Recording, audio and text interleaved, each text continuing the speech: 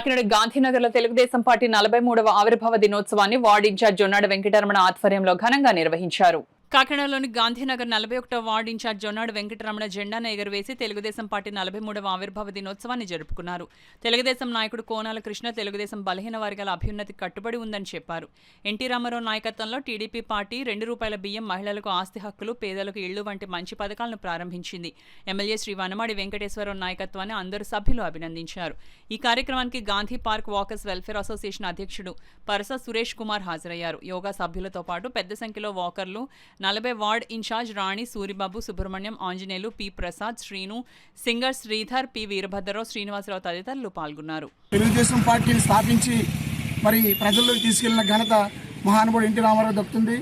ఈ తెలుగుదేశం పార్టీ ముఖ్య ఉద్దేశము ప్రజలకు కూడు గుడ్డ అన్ని దొరకాలని ఆ మహానుభావుడు ఎన్టీ రామారావు పెట్టిన ఈ పార్టీ మరి ఈనాటికి కూడా మరి స్థిరస్థాయిగా ఉంది. చాలా సంతోషం. మరి ఈ ప్రజలు ఎప్పుడు కూడా ఇబ్బంది పడకూడదని ఎన్టీ రామారావు ఆ రోజు ఆలోచన చేసి కిలో ₹2 బియ్యము అలా ఆ రోజుల్లో కిరోసిన్ కూడా ఇచ్చి ప్రజలందరూ కూడా ఆదుకోవడం జరిగింది.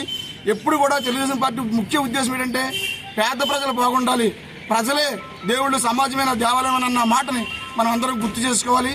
మరి ఇంత ఘనంగా ఈ పార్టీ ఆవిర్భావ వచ్చి జరుపుకుంటున్నాం.